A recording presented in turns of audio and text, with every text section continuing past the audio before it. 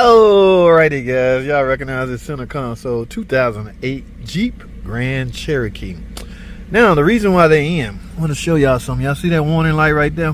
That is a symbol of an airbag. Yeah, so which means there's airbag problem. But guys, they not in for that. You want to know why they in? Now what I need to do relates to that. However, that wasn't enough to draw them into the shop and get that fixed. All right, let me tell you what drew them into the shop, because this is extremely dangerous. Now, mind you, riding around with your airbag system disabled, because technically, if the light is on, the airbag system is disabled. Right now, if I go on a test drive on this and I have a crash, there's a chance this airbag may not deploy. All right, yeah. The computer, the airbag module has picked up a problem, so the light is on. You are supposed to, people, go get that checked and fixed ASAP. But again, she's not in for that.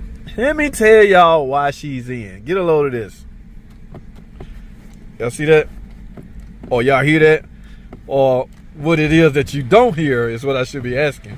Nothing. That is because the horn don't work. So that's what drew them in. All right. Now, what a coincidence. The airbag light on and the horn don't work. Now, so if you're a mechanic, you need to try to distinguish the two. What makes those two related?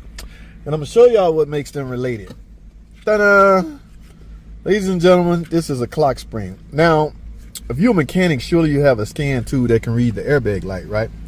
You can't, there's really no module. There's really no, I mean, the horn circuit is pretty simple. So you can't like go to a module and then say horn bad. No, you can, however, go pull up your ORC module and see that there's a code, driver side squib circuit open, if I remember correct. I'll put it in the description. But yes, guys, it's true. Replacing this will likely get rid of the airbag light as well as bring a horn back to work. Now, some mechanics may wonder, what the hell airbag clock spring have to do with the horn? Guys, the circuit, when you push your horn pad, you essentially close a circuit, right? Right now the circuit is open because the switches in the pad are not contacting. So when you push this, supposedly the circuit closed. That circuit has to get out to, I don't know if this car have a tip or not. Yeah, I don't know. But it has to go out to what's needed to trigger the horn to fire off. Now, mind you, that circuit runs through here, guys. Yes. Okay, so pushing this horn pad does nothing if the circuit stops here. So when that happens, so basically the mechanic got a little help from the car, all right? Because it probably would have been a lot harder to diagnose why this horn not working had they not had airbag problem. So yeah, sometimes you just got to know what you're doing in order to figure out what's, you know, what advantage you have under these circumstances. So here's what I'm about to do. I'm talking too damn much. It's simple. I'm about to replace this clock spring. In order to accomplish that, the damn steering wheel got to come off. Yeah, imagine that. All right, so guys, I got a little work to do. I'll fire this back up when I get this on. I might even fire it up to show y'all what it looked like inside. Remember, I don't do tutorial videos, so my video is not going to say how to replace a clock spring in the Jeep Grand Cherokee. No, Uncle Mark. Go see Uncle Mark for that. The tutorial king. I'm not cut out for tutorial. I just like to discuss what I'm doing because some people find this interesting. Yes, they do find it interesting, and I will supply it for you, okay, so you can watch it. All right, let me go grab some tools to get this steering wheel off. Will I need a puller? I don't know. We'll find out in a minute. Y'all remember the last one I used my brute strength to pick this steering wheel off here. We'll see. Y'all stay tuned, man. Oh my freaking goodness, guys. Hardest freaking part about this whole job is getting this cover off, because you're fighting with these little tabs right here. They are behind this, so you got to find some type of trick way to get behind this. You see that? And flip this off of this. That's how you got to do it. All right, well, you got to flip these little tabs off of that lock hookup. Oh my goodness. One major hurdle, I got this off. This is the hardest part about the whole freaking job. All right, let me get the steering wheel out. Y'all stay tuned.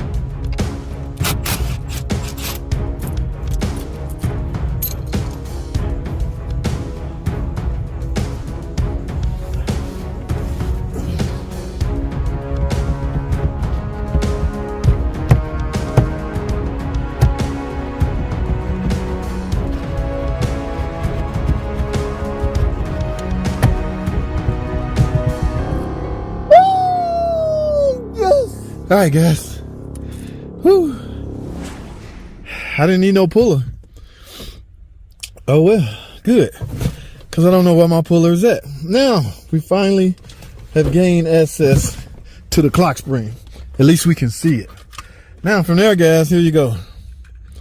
All I need to do is take this off, put this on. Now, next time I fire the camera up, it will be to verify that, in fact, the problem is fixed.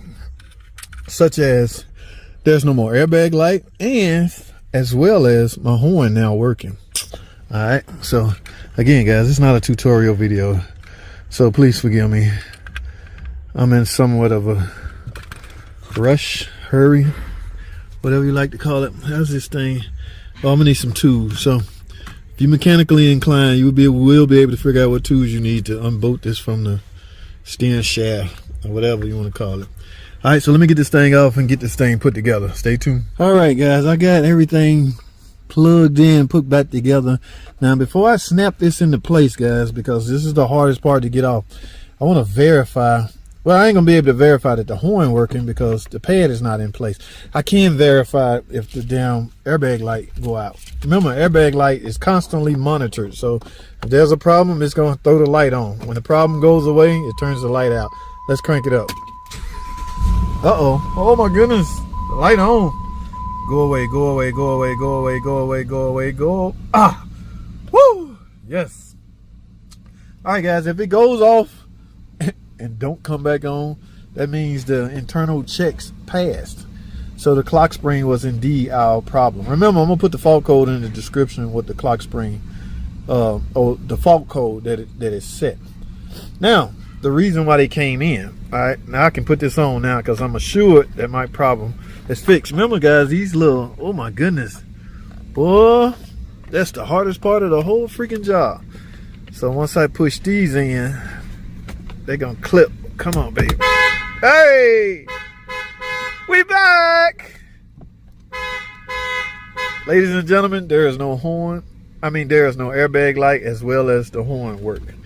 This little critter right here can cause you all kinds of, it lasted, this car got 112,000 miles on it, so it's not uncommon, like I say. Now, we got new technology out now. I don't think the 2025 model's using a clock spring per se. All right, now you still have to have, like I say, these little knobs right here, that current, that power supply or that current has to go through the wheel to get to wherever you need to go. I think the newer stuff are using LIN bus and things, bus network, stuff like that. Okay, so, but there still has to be some form of a rotating ribbon. It might not be a physical rotating ribbon, but that power supply still, or that current flow still has to go through the steering wheel even while turning. That's why a ribbon was needed on such like this, because as you turn, you know, you still got that power supply or that current flow. All right, so I just I got to read up on it and see how they doing it nowadays. Technology has changed, guys, so it's not the same. But this is 2008. Yeah, this is, ooh, we talking almost 2 decades ago. My brain is, oh my goodness, fried from the 2008 model stuff. I had to pick the car wheels out to figure out, remember how to do this stuff. All right, guys, that's all I have, man. I appreciate y'all tuning in to these freaking videos. Thanks for watching.